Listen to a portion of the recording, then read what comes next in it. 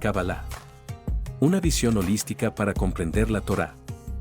Curso impartido por el rabino Moshe Shlomo Yerushalmi. Bueno, buenas noches a todos. Buenos días en donde estén algunos después. Buenas tardes. Como siempre, es un privilegio estar, como todos los jueves a esta hora, compartiendo nuestra enseñanza en nuestro estudio de una manera holística de entender la Torá. Como bien dice el título de esta sesión, es una cierta paradoja que ocurre en el mundo creado por Dios, donde Él mismo decide no presentarse, no quiere presentarse, no quiere de alguna manera tener a sus criaturas de alguna manera sometidas a su enorme poder, omnipresencia, omnisciencia y todo, y decide realmente crear, pero sin autografiar su obra creadora. Como dijimos el otro día, normalmente los pintores firman los cuadros que pintan. En realidad, Dios firma también, pero su firma tiene que ser descodificada. Su presencia es realmente inmanente en toda la creación, pero Él da las pautas para que la gente que quiera creer, crea, la gente que no lo quiera hacer, no crea.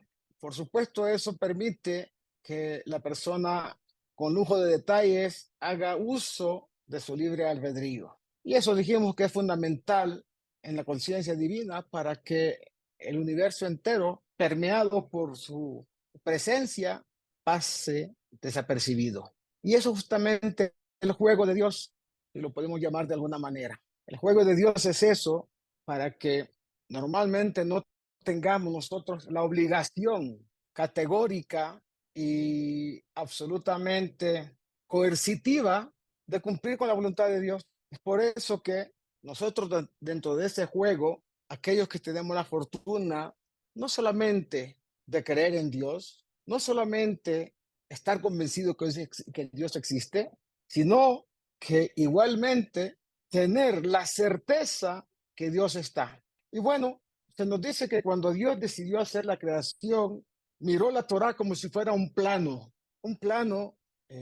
trazado inteligentemente, y el Midrash lo dice en Bereshit Rabbah, y de acuerdo con esta idea, se dice también a nombre de Ben Bakbak, un rabino que habla en Pirkei Avot, capítulo 5, Mishnah número 26, dice que a la Torá hay que escudriñarla, hay que darle vuelta y otra vez darle vuelta, a Afokba, míralo, envejece, desgástate sobre la Torá, comillas, quiere decir esforzarnos justamente para entender la Torá y nunca te alejes de ella, porque no encontrarás mejor porción que la Torá misma. No vamos a encontrar nunca algo que esté tan íntimamente relacionado con la vida, con la fuente de la vida y con el proceso de vivir. En este mundo, nuestro mundo, es muy fácil olvidar la Torá. Con tiempo la ha separado mucho del resto del mundo. Y vamos a tratar con el mundo más allá del nuestro propio, como si viniera de un universo diferente y estuviera construido de acuerdo con un modelo distinto, uno mucho menos sagrado que el nuestro. Y la Torá lo permite. Y la Torá es el pensamiento de Dios impreso con letras. Perdemos de vista el hecho de que su mundo y el nuestro tienen sus raíces en la misma Torá sagrada. Quiere decir que todo lo que tenemos a disposición, ya sea en la realidad que nos circunda o la metarealidad, bueno, está dado para que tengamos nosotros la alternativa de hacer lo que Dios dice, apegarnos a su voluntad o lo contrario. Y es comprensible que así sea. Los mundos son muy diferentes entre sí, siendo el mundo de la Torá bastante sagrado y el mundo secular bastante profano. El mundo de la Torá promueve un estilo de vida de Kedushá y el mundo secular lo evita a toda costa, hasta tal punto que es difícil creer que algo tan sagrado como la Torá pueda siquiera permitir esa posibilidad, ese posible estilo de vida. Pero así fue y así será, y vale la pena entender la razón. y cómo encaja en el esquema más amplio de las cosas. El punto de partida de esta discusión es comprender lo siguiente. Está escrito, todas las obras de Dios son para Él, como dice Proverbios 16:4, porque todo lo que ha sido creado es para su propia gloria. Sin embargo, esto no significa que para su propio fin o bien Dios no lo quiera, sino que la explicación más profunda es para revelar su luz, su esplendor, su gloria a aquellos que son dignos. Así lo escribe Sefer Abiurim, Trush y Bulim Beyoshar, Anaf 1, Ot 1. En otras palabras, toda la creación hasta el último aspecto de ella, las partes que podemos ver y las que no, existen con un propósito y solo un propósito, revelar a Dios. Por lo tanto, cuando el versículo dice, por su bien, explica el Eshem, significa por su revelación al hombre, no por él mismo, por Dios mismo, sino justamente por el hombre. Cuanto mayor es la revelación de Dios en la creación, mayor es el beneficio para el hombre. Esto es cierto especialmente para las personas responsables de esa revelación. No puede haber revelación sino después de tener ocultamiento. Para que el hombre pueda revelar a Dios, tiene que ser posible que Dios pueda ocultarse. Sin embargo, ¿cómo escondemos algo que está en todas partes, en todo momento, incluso en aquello que estás usando para ocultarlo? La respuesta está en una parashá anterior. Está dicho en Devarim 31:18. Ciertamente habré ocultado mi rostro en aquel día por todo el mal que hizo. ¿Quién? El hombre, habiéndose vuelto a dioses ajenos. Está escrito en Devarim 31:18. Como explica Rashi, esto significa que Dios actuará de una manera que al espectador le parezca como si no viera el sufrimiento de su propio pueblo. La gente tiene expectativas de Dios y hace todo tipo de suposiciones sobre cómo debería comportarse Él, si realmente está ahí y si realmente se preocupa por sus criaturas. Cuando Dios actúa de manera opuesta, la gente asume que Dios realmente no está ahí, o que si está, bueno, en realidad no le importa lo que nos suceda a nosotros y al mundo creado por Él. Y desde luego, esas personas están equivocadas. Por supuesto, Dios simplemente se está aprovechando de las suposiciones de la gente, como en un juego, pero sirve para darles la impresión de que Dios no está presente. Por ejemplo, Él tiene una paciencia increíble cuando se trata de los herejes, permitiéndoles salirse con la suya en casi todo. Y la gente confunde su paciencia con ausencia. En otras palabras, nada sirve mejor para ocultar a Dios que un mundo que parece ir en contra de su plan y que parece salirse con la suya. Y cuanto más actúa en oposición a la voluntad divina y escapa a la retribución divina, más oculta al Creador.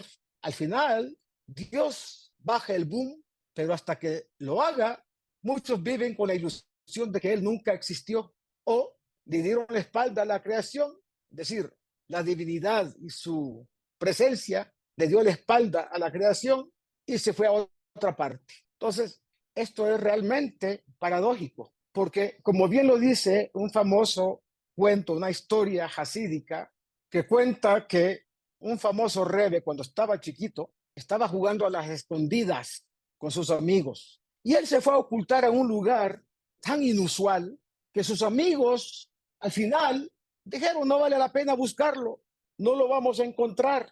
Dijeron, cualquier esfuerzo que hagamos para encontrar a nuestro amigo será inútil al final.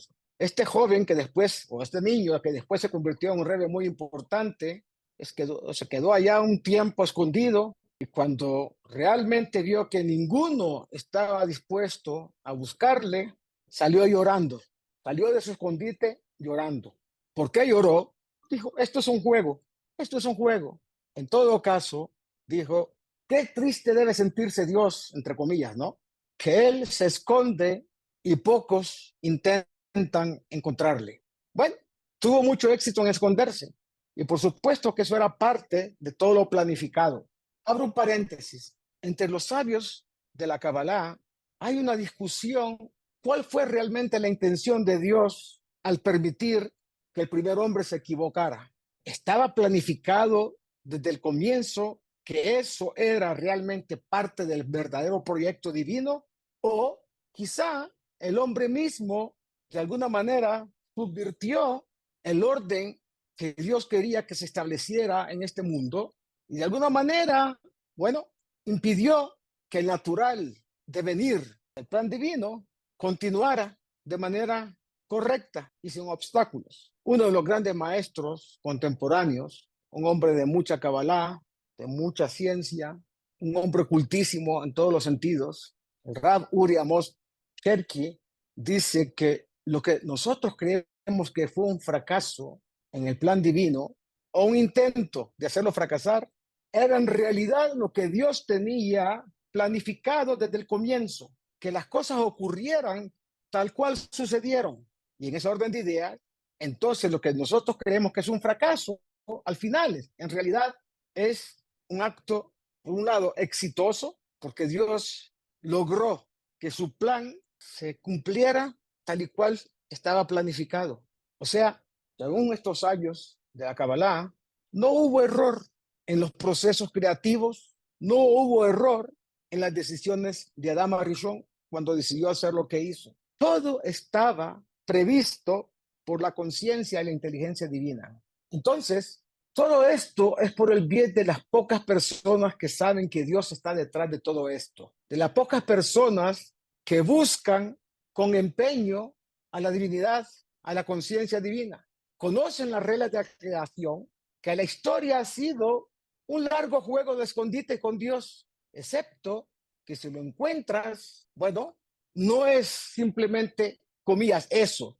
Esa persona se convierte en un Ben Olam Haba, alguien que tuvo éxito en el proceso de búsqueda, alguien que ha asegurado una gran porción en el mundo por venir. Recordémonos que la palabra Olam, y específicamente Olam Haba, no tiene la connotación de lo que nosotros creemos como lugar, como un universo físico. Recuerden una de las clases al principio que estudiamos que en el hebreo del Tanaj, la palabra para tiempo utilizado por el Tanaj es la palabra Olam.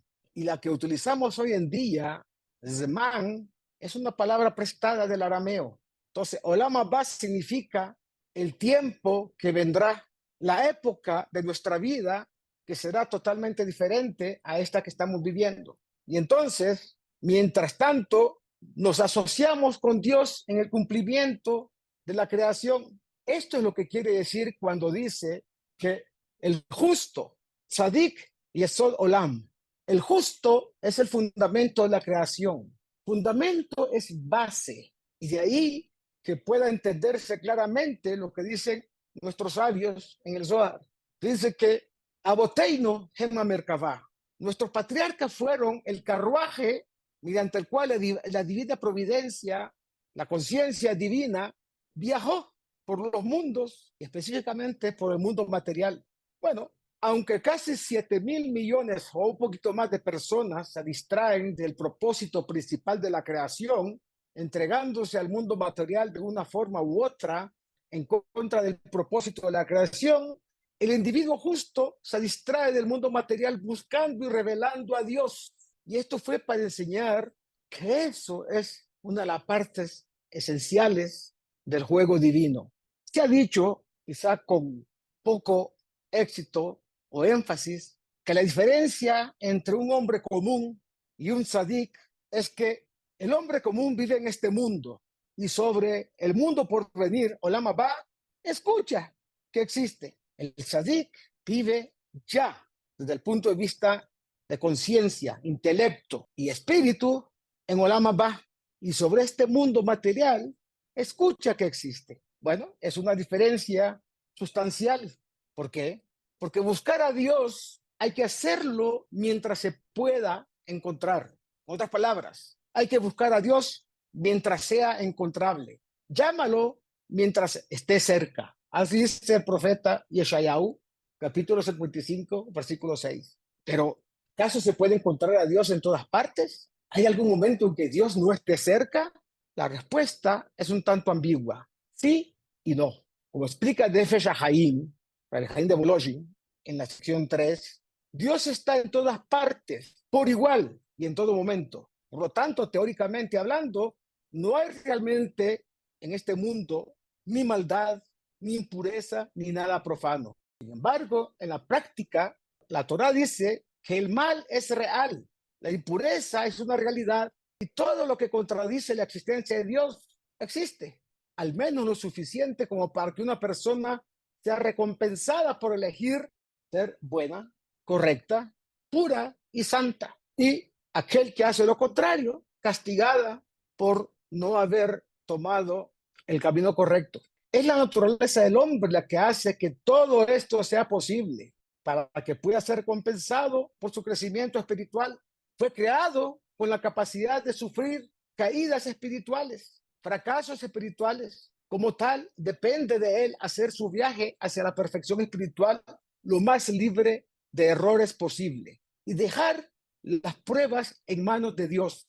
La vida ya es bastante complicada sin que el hombre corra riesgos espirituales innecesarios. Hay en el judaísmo y en el tema de la Kabbalah dos palabras que son muy importantes. Hay lo que se llama Shelemut, perfección, y hay lo que se llama Ishtalmut, prácticamente la misma palabra, pero en una suerte de verbo un tanto reflexivo. Shelemut significa perfección. ¿Existe la perfección? Bueno, es una muy buena pregunta. ¿Podemos decir que el hombre es perfecto? La respuesta va a ser no. ¿Por qué? Porque el hombre está en un proceso continuo de Ishtalmut. Ishtalmut significa el ejercicio de volverse perfectible en cada momento, en cada instante, en cada ocasión que se le presente vivir, es decir, respirar, tener una relación con el entorno, ya sea humano, su prójimo, ya sea los animales, las plantas, todo lo que es el universo que nosotros conocemos. Ishtalmut es la palabra clave para poder descubrir a Dios en cualquier lugar, en todas partes. Uno de los insignes sabios de la Hasidut dijo, aquel que no ve a Dios en una parte, en un lugar, no lo ve en ninguna parte y no lo encuentra en ningún lugar. Eso parece un lugar común, pero si meditamos sobre esa situación, vamos a ver que ahí está la clave de quitar los velos, las capas, las masejot o las pantallas que ocultan la presencia divina de nuestros cinco sentidos. Fíjense que para poder superar las limitantes de nuestros cinco sentidos, hay que incursionar en el mundo de la meditación cabalística, porque a través de la meditación en los nombres divinos, adquirimos un estado de conciencia alterada que nos permite elevarnos por sobre, encima de los cinco sentidos materiales que tenemos. El lugar donde se coloca el tefilín en la cabeza, que está escrito entre los ojos, no quiere decir en la frente, quiere decir en el lugar donde nace nuestra cabellera, acá, un poquito arriba de la frente,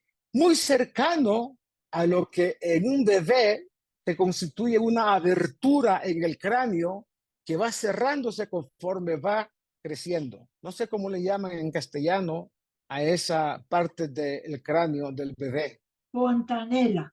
Exactamente, exactamente. Ahí es donde está colocado, digamos, ese sexto sentido que nos va a permitir atravesar todos los obstáculos que impiden que nuestra conciencia pueda disfrutar no solamente de los cinco sentidos materiales, sino de algo que está más allá de la realidad material que vemos.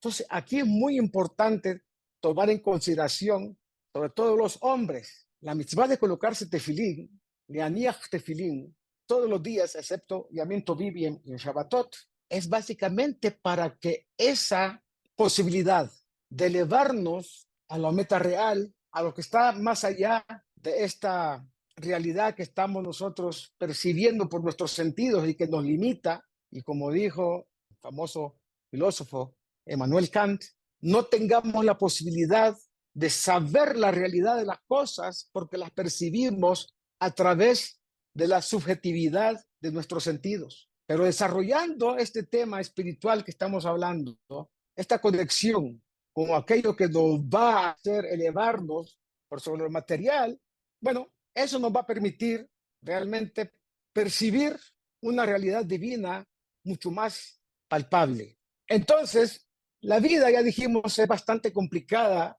incluso sin que el hombre corra riesgos espirituales innecesarios. Dios está en la física, en la biología, incluso en Hollywood, obligado por el hombre a formar parte de un mundo bastante profano, como dice el Talmud. Una de las cosas que molestó mucho a Dios acerca de la generación del diluvio fue cómo, debido a sus relaciones ilícitas, tuvo que crear todo tipo de hijos ilegítimos, es decir, mandar almas a cuerpos ilegítimos. Es todo Dios, incluso hasta en ese tipo de aspectos. Muchos dirían, en lo imperfecto espiritualmente, Dios no se posa, Dios no está conectado. Y sin embargo, ahí encontrar a Dios en la física y la biología, etcétera, es muy difícil de lograr. Hay tantos velos que hay que traspasar antes de acceder realmente a la luz de Dios. Están sucediendo tantas cosas fascinantes que es fácil perderse espiritualmente en el camino y olvidar el objetivo del viaje. Por otro lado, cuando uno aprende la Torá, todo se trata de Dios. No hay parte de la Torá que no hable de Él o de lo que Él quiere para la creación. Incluso cuando dos eruditos de la Torá se sumergen emocionalmente en una sección del Talmud hasta el punto de olvidarse del mundo que los rodea, es difícil olvidar que el objetivo de la discusión es aclarar qué es exactamente lo que Dios espera de sus criaturas. Curiosamente, muchas personas que incursionan de alguna manera tangencial en el mundo de la yeshiva, en el mundo del estudio talmúdico, dice, yo he estado tantas veces allá en algunas clases escuchando lo que dicen los sabios o los jóvenes que se dedican a estudiar el Talmud. Nunca escuché que mencionaron la palabra Dios, como en Megilat Esther. Megilat Esther es un ejemplo palpable de que sin que el nombre de Dios esté presente en la escritura, básicamente Dios está detrás de cada palabra, detrás de cada expresión, y por eso Megilá se llama Megilat Esther, el rollo de la reina Esther, que en términos cabalísticos significa el rollo del rey oculto. La palabra que aparece casi en cada comienzo de una columna, de un pergamino que conforman Megilat Esther. La primera palabra que aparece al inicio en casi todas las columnas escritas es Hamelech, Hamelech, Hamelech, el rey, el rey, el rey. Bueno, el que lee con los ojos físicos piensa que está hablando de Ahasverosh, Hamelech Ahasverosh, el rey, Asuero creo que se llama en español. Pero realmente el que sabe de qué se está tratando, sabe que Hamelech está hablando de la presencia ignorada de la divinidad, la presencia oculta del Creador que está ahí y no somos capaces, o el grueso de la humanidad no es capaz de entender que justamente ahí está presente. Entonces, cuando uno aprende Torah, todo se trata de Dios y no hay parte de la Torah que no hable de Él. Incluso nuestros sabios dicen que toda la Torah no son otra cosa que los nombres de Dios de manera extendida. Todo lo que está allá alude a Dios. Bueno, vea a Dios en todo lo que tenga que afrontar, pero llamémosle donde está más cerca, donde sea más fácil de recordar a quién estamos llamando. Por otro lado, no hay que olvidar que todo lo demás, incluso lo remotamente espiritual, también contiene luz divina. Si no fuera así, las cosas no podrían existir. No importa cuán malvada, impura o profana sea esa cosa. Y aunque la extracción de esa divinidad puede no siempre ser práctica, tampoco es práctico actuar hacia ella como si no contuviera ninguna chispa divina en absoluto, porque eso implicaría que está siendo sostenido por otra fuerza distinta a Dios, y eso constituye ni más ni menos que idolatría, y eso solo indigna a Dios. Cualquier cosa que atribuyamos a alguien diferente a Dios, realmente lo que hacemos es establecer postulados teológicos que dicen, bueno, si Dios no está presente, ¿qué es lo que está presente acá? Puede ser que esto sea una aplicación moderna de una filosofía antigua. Incluso Los completamente justos no pueden permanecer en un lugar ahí donde las personas que han hecho teshuvá, que han enmendado sus caminos, han llegado a posarse. Incluso los más justos, los más tzadikim, no tienen ese mérito, ese privilegio. Entre las muchas diferencias entre los completamente justos y los arrepentidos o vueltos en teshuvá, está que estos últimos han hecho cosas que los justos tal vez ni siquiera sepan, como escribió Shlomo Amelech, el rey Salomón. Incluso los completamente justos pecan en algún momento de sus vidas, pero nunca, jamás en la medida en que lo hizo alguien que alguna vez fue secular. Completamente justos viven en un mundo completamente diferente. Pero ¿qué pasa con Baal Teshuvá? Alguien que encontró a Dios allá en donde él estaba oculto. Esta persona que alguna vez fue secular y se ha vuelto observante de la Torá, tiene una ventaja. Aunque él o ella se arrepientan de sus errores, no olvidan lo que fueron y tienen la ventaja de mirar los aspectos malvados, impuros y profanos de la vida de primera mano, desde la perspectiva de la Torá. Pueden extraer de ellos todo aquello que pueda hacer del mundo un lugar más puro y de la vida una experiencia más santa. Nada es mejor, ni hay mejor rectificación de la creación que esta. Tanto así que nuestros sabios dijeron que aquella persona que retorna a Dios con todas sus fuerzas, todo lo negativo que hizo se vuelve mérito. Imagínense ustedes la potencia, el poder que tiene retornar la letra Hey del nombre de Dios, la segunda letra Hey del nombre de Dios, que eso es básicamente el ejercicio de la Teshuvá, a justamente el lugar que debería estar esa letra. No existe Hidush Hashem más grande que eso. Este es un fundamento muy importante de la emuná, de la fe en Dios, especialmente para un pueblo con una historia como la nuestra. Durante los últimos tiempos se ha dedicado mucha gente a leer, a indagar sobre la historia del pueblo judío, y muchos, justamente motivados por la festividad de Purim, intentan sondear qué hay allá en esta famosa Megilá. Y ahí encontramos cosas interesantes. Desde la época de Mordejai y Esther, y desde entonces se ha llegado a descubrir una cantidad de cosas, ni más ni menos que la historia aparentemente repetitiva del pueblo de Israel. Y se ha encontrado en esta historia algunos puntos brillantes, importantes en los últimos miles de años, pero por supuesto ha habido periodos oscuros. Incluso durante los mejores tiempos, muchas comunidades judías a menudo estaban subordinadas a potencias realmente hostiles y tenían que actuar en consecuencia o pagar el precio por instigar a sus enemigos tratando de cumplir la voluntad de Dios. La lucha que enfrentó la comunidad de la Torá para mantener la tradición judía tal como la recibió el pueblo en el monte Sinaí ha sido constante y por lo general requirió grandes sacrificios y, como si no hubiera sido suficiente, los enemigos de la Torá en el exterior, o sea, por fuera de nosotros, con el tiempo se formaron otros enemigos justamente en el interior de nuestra sociedad. Y lo que hizo que la batalla para preservar la Torá fuera un conflicto de dos frentes. Todo esto hubiera sido mucho más fácil para todo el mundo si la curiosidad intelectual nos hubiese permitido dedicar tiempo y buscar a ver qué contiene todo esto que es el bagaje espiritual del pueblo de Israel. Pero no solamente a nivel superficial, sino también hacer un ejercicio realmente formidable para entrar en el meollo de la Torá, en el alma de la Torá. Dadas todas las pruebas y tribulaciones que el pueblo judío ha tenido que afrontar hasta hoy, es nada menos que alucinante que estemos aquí, siquiera para escribir sobre ello, para estudiar sobre ello. Y somos verdaderamente un pueblo milagroso, con una historia milagrosa, pero lamentablemente todavía no lo suficientemente milagroso como para escapar de todo lo que nos hemos visto obligados a soportar.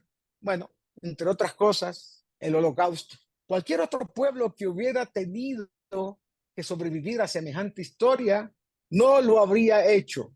Hoy estarían extintos. No lo somos, gracias a Dios, porque todo el mal que nos ha atormentado también nos ha impartido algo positivo. Algo de Dios hemos encontrado en el camino. A lo largo de todas las pérdidas ha habido muchas ganancias eternas. Pero siempre nos preguntamos por qué tuvo que ser así. ¿Por qué no pudimos lograr el mismo éxito por nuestra cuenta, sin sufrimientos? Nos pusimos demasiado a la defensiva y como resultado le dimos la espalda colectivamente a gran parte del mundo del que también se esperaba que sacáramos chispas de santidad. No es nada raro encontrar entre los sectores más religiosos y el ambiente más religioso del pueblo de Israel que este mundo, perdona la expresión, es una porquería. O como dice un viejo chiste, dicen que estaba un borracho en una cantina filosofando, según el dueño de la cantina. El mundo es una barca, decía constantemente este hombre. El mundo es una barca. El dueño del lugar estaba extasiado de escuchar. El mundo es una barca. Se le acerca y le dice, oiga amigo, qué linda frase, qué profundidad, qué belleza. Es casi lírico lo que usted está diciendo. Dijo, no, no es una frase mía. Esto que estoy diciendo lo dijo Calderón de la Basura. Entonces mucha gente cree en el mundo religioso que este mundo es una basura. Pero Dios creó este mundo. Y cada vez que estaba en el proceso de creación, dijo, Vayar Kitov, y vio que era bueno. ¿Cómo osamos pensar o decir nosotros que el mundo es una basura? O que el mundo es malo, o que este mundo es un mundo de la mentira. Realmente el Talmud y los sabios hablan y llaman a este mundo también Alma de Shikra, el mundo de la mentira, pero no en el contexto de la esencia del mundo. Lo que ellos quieren decir que en este mundo, por la realidad que vivimos, podemos caer fácilmente en la mentira, o que nos engañen, o que nosotros mismos nos engañemos a nuestros mismos sentidos y conciencia. Entonces, realmente hemos perdido mucho tiempo por estar siempre en la defensiva. Y como dice la antigua regla, si la perfección de la creación no ocurre gracias a nosotros, de alguna manera sucede a través de nosotros. No todo el mundo es capaz de afrontar un mundo impuro y extraerle la pureza, prescindiendo de la parte impura. Sin embargo, todos deberían al menos entender que cada aspecto en la creación es solo un velo para la realidad de Dios. Y nosotros tenemos la obligación de develar esa realidad divina. Y eso por sí solo tiene un impacto poderoso en términos de revelar a Dios y cumplir el propósito de la creación. Es realmente interesante algunas frases que he leído o he escuchado por ahí. El famoso escritor yiddish Isaac Bashevis Singer escribe en uno de sus libros la siguiente frase, adjudicada a uno de los personajes de su novela. Si Dios quiere un mundo kosher, decir un mundo correcto, perfecto, que venga él mismo y lo transforme en un mundo kosher. Hay un ruido que está molestando, alguien está hablando. Ese mundo kosher tenemos que hacerlo nosotros, no Dios. Dios nos dio las herramientas para que ese mundo pueda ser una realidad, pero si nosotros mismos, bueno, nos abstraemos de ser parte de la solución y no del problema, entonces ahí sí estamos bien complicados. De todas maneras, sin decirlo de manera tan expresa, les he dado las pautas y las claves para develar a Dios en el mundo material. Bueno, Javá vio que el árbol era bueno para comer, apetitoso a la vista, y deseó que el árbol entendiera y tomara la realidad aparente que ella vio con sus sentidos. Tomó del fruto y comió, y se lo dio a su marido con ella, y él comió. Ya dijimos que fue el mismo hombre el que instigó a la mujer a hacer eso. En fin, y hemos comido y comido y comido. Y todavía estamos comiendo del árbol, comillas, a lo grande. Mucha gente piensa, de hecho, billones de personas lo han pensado a lo largo de milenios, que el pecado de comer del árbol prohibido, del conocimiento del bien y del mal, fue un evento singular del pasado, con solo algunos efectos persistentes, como por ejemplo la muerte. Pero esto es incorrecto, muy incorrecto. Por supuesto, todo depende de cómo entendamos la naturaleza del árbol de la vida y del árbol del conocimiento del bien y del mal.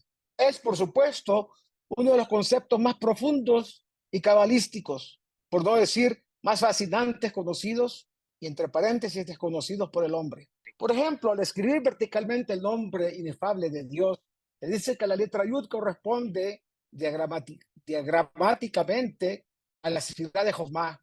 El punto superior de la Yud, Kotzrosh el Yud, alude a Keter, la Hei a Binah, la Vav a las 6 sefirot, desde Gesed, Geburat, Tiferet, Netzahot y Esod. Finalmente, la Hei final, hasta la última sefirá que es Malhut. Lo que logras es un diagrama cabalístico de un árbol en la tierra. Al Malhut se le conoce como Eretz, que significa tierra, y a la Vav vertical, alargada, que se extiende hacia el cielo, desde la tierra, parece el tronco de un árbol. La parte superior de este árbol son las 3 sefirot superiores, Keter, Jochma y Binah. Pero ese árbol tiene las raíces no en la tierra. Ese árbol tiene las raíces en el cielo. Quiere decir, la copa de ese árbol está hacia nosotros, hacia abajo. De este hecho, existe en estos términos un solo árbol, con solo 3 situaciones posibles. Cuando la luz de este árbol permanece en las 3 sefirot superiores, es puramente un árbol de la vida. Cuando la luz abandona Keter y desciende de modo que la sefirá del Da'at recibe existencia entre Jochma y Binah, se le llama únicamente el árbol del conocimiento, el árbol de la conciencia, ya que el mal no puede existir en ese nivel. Sin embargo, cuando el conocimiento, Da'at o luz, es arrastrado hacia abajo entre las 6 sefirot corresponden a la Vav, donde el mal puede tener influencia, entonces el árbol adquiere la cualidad de árbol del conocimiento del bien y del mal.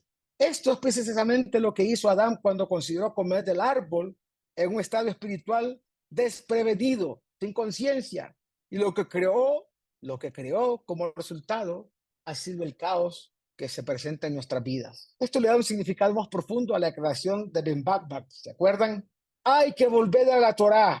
Volved a la Torá, volved en ella, porque todo está en ella, como dice Pirkei Avot, capítulo 5, Mishnah 26. La Torá es el árbol de la vida, como sabemos, y es ese árbol de la vida que nos permite reconocer la presencia divina en cada momento, en cada instante, en cada ocasión.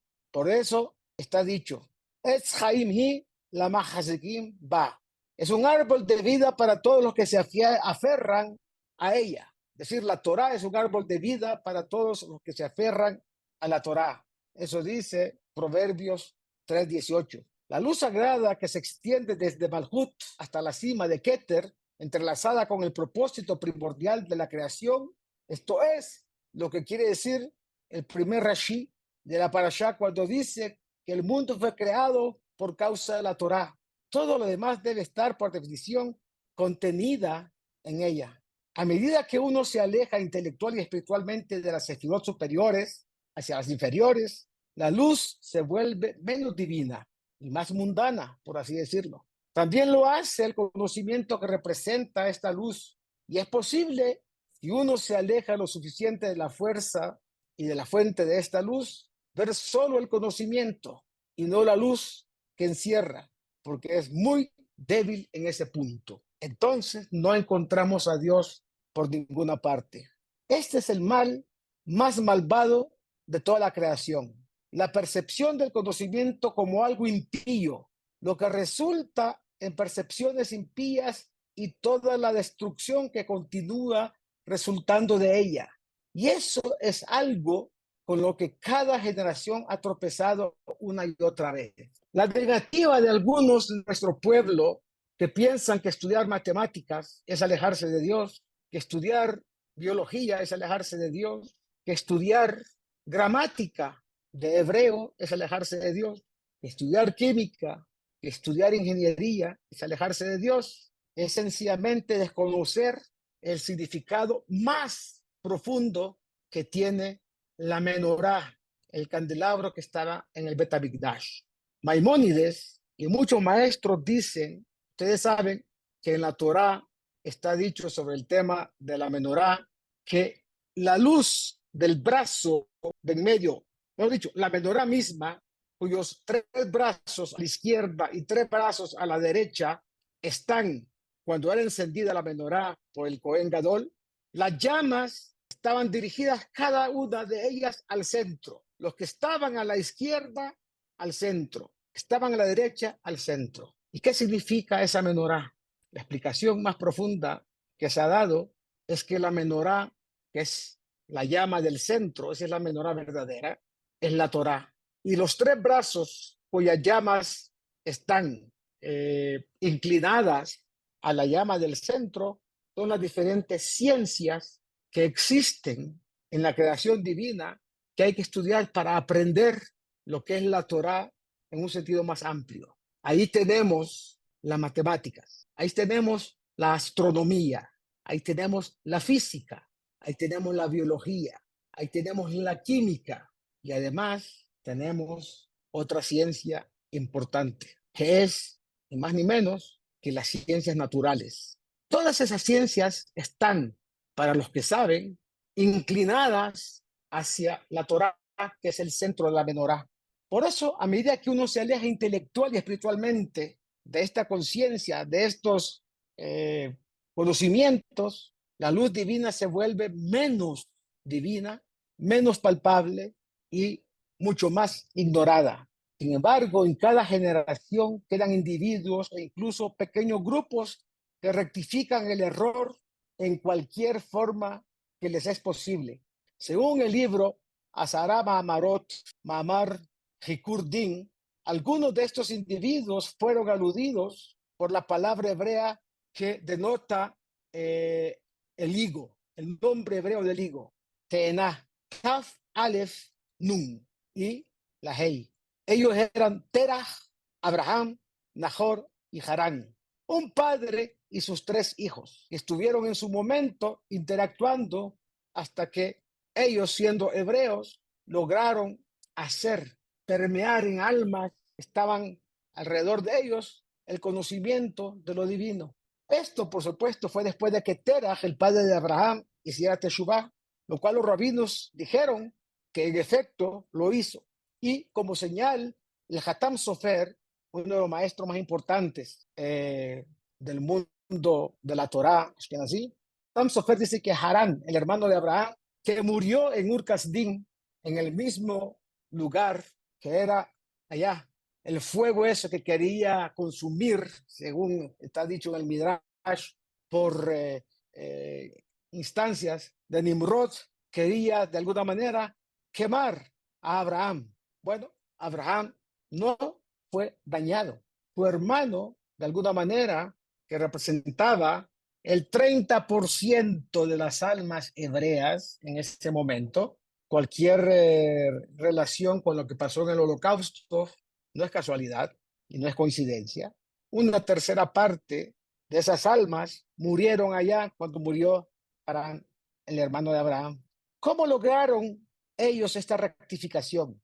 Al revertir la tendencia de su generación y en lugar de arrastrar la luz sagrada desde arriba hacia el mundo mundano que los rodeaba, ellos en cambio se elevaron al mundo santo sobre ellos y al hacerlo ayudaron a transformar el árbol del conocimiento del bien y del mal, convirtiéndolo nuevamente en el árbol de la vida, tanto como se les permitió hacerlo. De esa manera, lo que hicieron fue romper todos los velos que los separaba su propia conciencia espiritual de la conciencia divina. Bueno, creo que hemos llegado al fin de la hora que debemos de concluir nuestro estudio. Hay muchísimo más que estudiar sobre este tema. De alguna manera, como lo dijo alguna de las personas, no recuerdo quién, es bastante denso todo este material. Creo que fue Vera Norenbusch la que dijo eso. Sí, es un material denso, pero ese material denso lo que hace es un trabajo que sutilmente va perfeccionando nuestro entendimiento y nos va a permitir en breve poder entrar en los mundos de la meditación y poder conocer la conciencia divina a través de las diferentes permutaciones de los nombres de Dosh Baruch. Si hay preguntas, estoy complacido de responder. No hay preguntas. Bueno, en ese caso, no me queda más que desearles un Shabbat Shalom, rico, productivo espiritualmente hablando y En la próxima clase vamos a ver cómo podemos vestirnos del nombre de Dios, interiorizarlo y convertir cada parte de nuestro ser en algo con plena conciencia, porque como les dije en alguna oportunidad, nuestra alma más grande, la parte más grande de nuestra alma está por fuera de nuestro cuerpo. Y es una luz circundante que se llama, en el lenguaje de la Kabbalah, Or Mekif. Y ella está anhelando enormemente poder contactar con la parte interior del alma, de nuestra alma, que es lo que se llama Or Penimí, la luz interior que está en cada uno de los órganos de nuestro cuerpo, en cada una de las células de nuestro cuerpo, en cada lugar,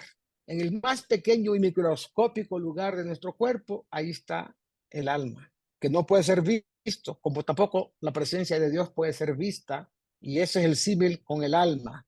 Así como Dios no puede ser visto, el alma tampoco no puede ser visto. Pero así como el alma es percibida cuando se desarrolla, también la presencia divina se percibe cuando nuestra alma ya está más sensible a la luz divina. Bueno, ojalá prontamente en nuestros días tengamos el mérito. Ruego y pido disculpas por la densidad del material, pero es importante entrar a debatir un poco sobre cómo romper con los velos que nos impide ver la presencia divina en nuestro día a día.